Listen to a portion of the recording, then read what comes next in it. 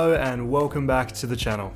It's a new year, it's a new house, and we have got new castaway camping videos coming in hot. I was in the process of making this video of when we reached the very tippity top of Australia, when I realised just how much footage I had from this particular region. So, now I've made two videos. The more the merrier, right? In particular, this one shows off some of the amazing beach camping that we had in this region and some of the excellent land-based fishing that came with it. So, no more mucking around, let's get into it. Of course, our stay in the Northern Peninsula Area began with the famous Jardine River Ferry. It was $103 return for us, and included in that was your permit for all the council-run camping. We started by exploring the local towns of Ingenuity, Umagico, Bamaga and Seisia, and we were desperate for our first glimpse of the Torres Strait.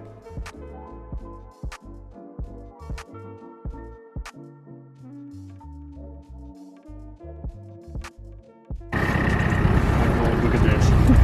Busted ass little fiberglass boat with a brand new Yamaha on the back. The coastline in the area is beautiful, and it was a pretty special feeling to know we made it here under our own steam. Next, we moved on to Seisia, because it'd be rude to go and set up camp without at least visiting the Seisia jetty first. This place is famous for some pretty epic land-based fishing.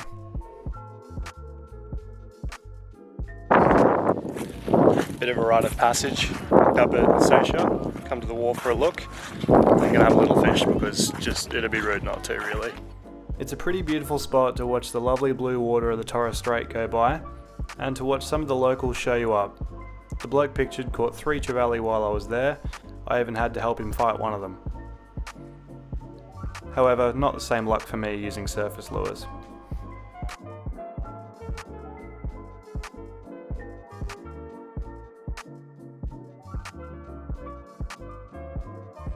Around 20 kilometres south of Bamaga, you come across a brown sign for Mutty Head. Turn down this road and it'll take you to a beautiful beachfront campsite run by the local council. We were told this road was going to be very rough, but in truth it must have been graded because it was very smooth the whole way.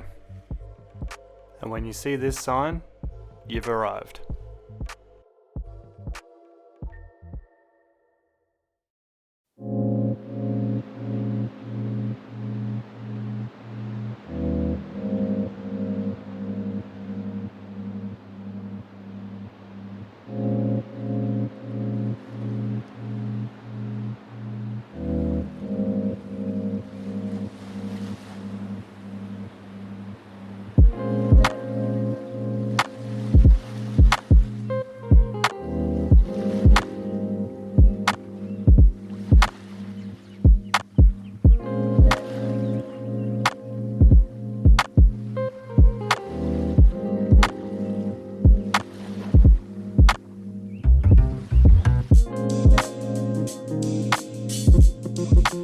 The sun was playing hard to get, but this was a seriously epic place to set up camp.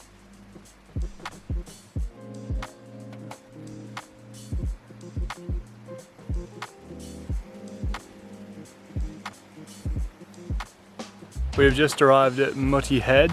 We've just arrived at Mutty Head. It's on the Torres Strait. Got amazing views over to the islands behind us. I've set a hammock up over here. We've got the car parked up, as you can see, right on the beach. It's pretty specky, it's pretty awesome. Looks like paradise for us. We're going to be here for a couple of nights. I'm going to catch a few fish off the beach, or at least try my darndest. It's about 30 k's out of Bamaga if you come south of Bamaga, so between the Jardine River Ferry and Bamaga there's a turn off to the left saying Mutty Heads, and you come down here 24 k's down a dirt road, which our book said it was going to be a terrible, really uncomfortable road. They must have graded it recently because it was smooth sailing. Over the top of the headland there is a World War II radar tower, which is the last remaining one standing on mainland Australia, which is pretty cool. And there's a track over the other side of the headland as well that leads down to the mouth of the Jardine River, so we'll probably go and explore that while we're here too.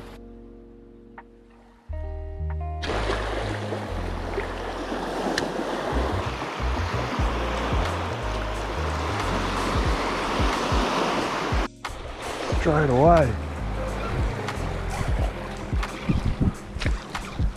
Change to a little prawn soft plastic and immediately, first cast.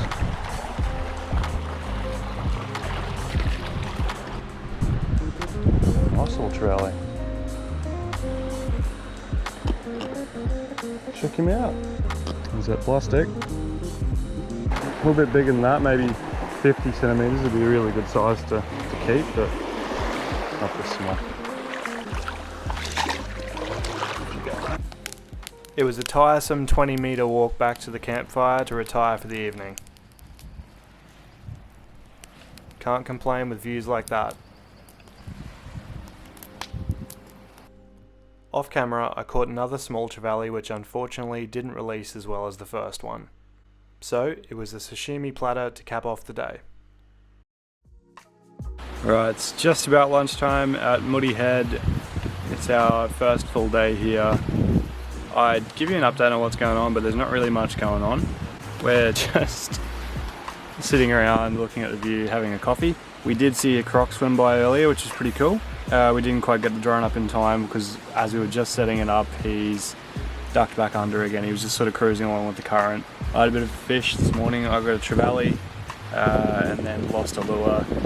Got frustrated with it, came back for breakfast and haven't really moved since. It's pretty windy. Well, we're just getting some blue sky now, which is really nice for a change. Only one set of neighbours is pretty amazing, I think, for this time of year in the Cape, so can't complain. After lunch, I set off for my afternoon fish, but this time things went a little differently. Well, something really big here. Oh yes.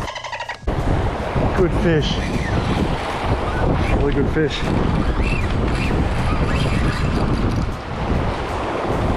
Queenfish? It's trying to go to Thursday Island. It's trying to go to Thursday Island and it's sort of succeeding. Not much left on that. It wasn't long before I had no choice but to chase him down the beach.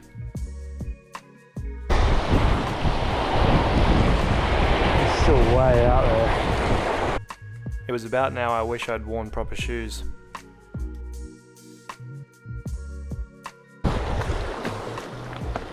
Doing this all in thongs, mind you. It's a pretty strong fish, eh? Yeah, it's a queenie. Just got a good look at him then. I don't think he's going to be super lively by the time he's in on the 20-pound gear. Come on, mate. Probably talking to him like my pet at the moment. Like, come on, come on. Fight a fish for 15 minutes or so, you feel like you get to know him. It's quite a big fish.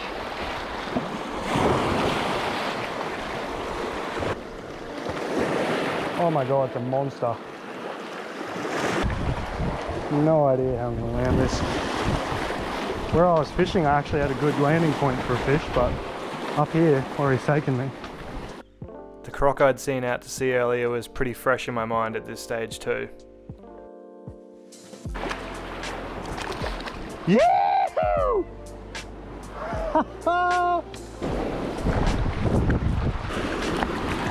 Look at this fish. Oh, that's a big boy. After measuring and handling him as quickly as I could, I returned him to the water. I really wanted to see this fish release well. You may have noticed for the entire time, apart from measuring, I'd left the fish side on in a rock pool. This really minimised the amount of time the fish couldn't breathe, and I think it maximised his chances of swimming off well.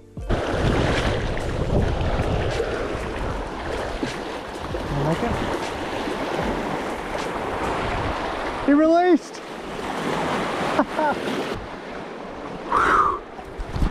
Big boy released. That's awesome. I was thinking if he was less than a metre then we'd keep him.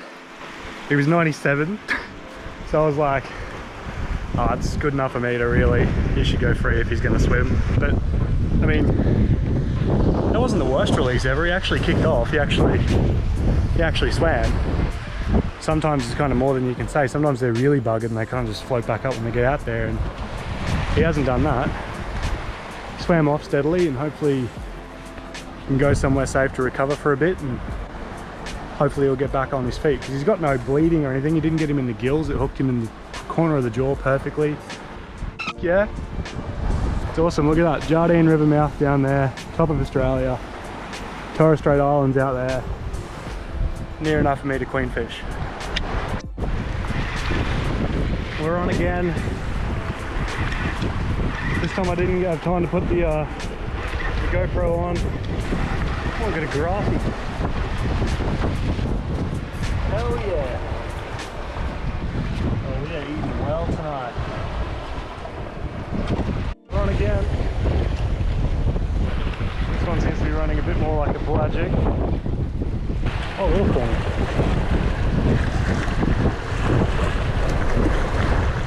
So just like that, I'd successfully released the big queenfish and picked up 2 great table fish afterwards.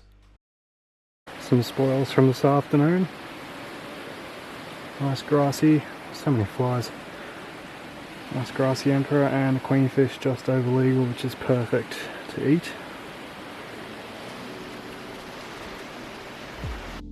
After telling Maddie about all the fun I'd had, I convinced her to come for a sunset fish later that afternoon. Maddie's on, we think. Maybe. No, I don't think so. Oh! Yeah, Oh, she's on. I got a cod! Get a cod. I got a cod! He's trying to run through the Oh, I rock. think it's a trout. Yeah, it's a trout. I got a baby trout! Hello! Look at that. Little, He's so little Torres Strait cute. trout. He's a barchie! Yeah. Oh, you're adorable!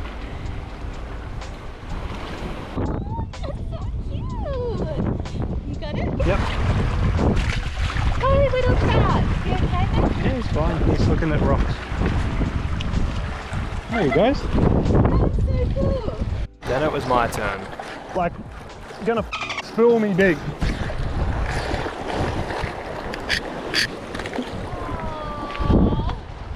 Woo! I was never gonna land that. Holy. I hope I got some braid left, because it's taken all the braid and I'm down to the backing like mono line. I don't. I've got no braid left. It just spilled me.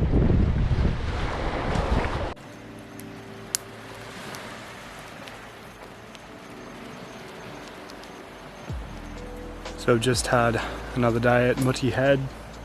It's been a great day. We've had a lot of good fishing and beautiful sunset over the water to cap it off. Everything was perfect. Until this. This is what happens when one of your long life milks explodes in your drawer. What we noticed was some weird white liquid on the side step of Lenny. Then I noticed it was all up underneath this vinyl flooring, all up in there. It smelled like someone had pooed themselves in the back of the car. And then we found out that it was coming down from the drawer. So we pulled the drawer out, noticed that there was milk all through it. It wasn't too bad, the milk actually hadn't gotten into any of our food, but what had was all the flies. The flies had gotten into the drawer, noticed all the milk that was going off, decided to have a party, lay a few eggs, bim bam boom.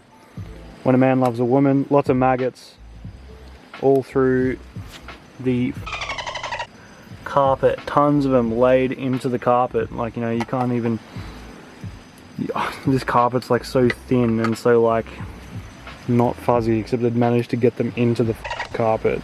For anyone that knows me, knows that my one weakness and Achilles heel is maggots. They'd laid all these dormant little maggot babies all through this bloody thing, so we've just doused it with dishwashing liquid, laundry liquid, off, bam, and the dirty's gone.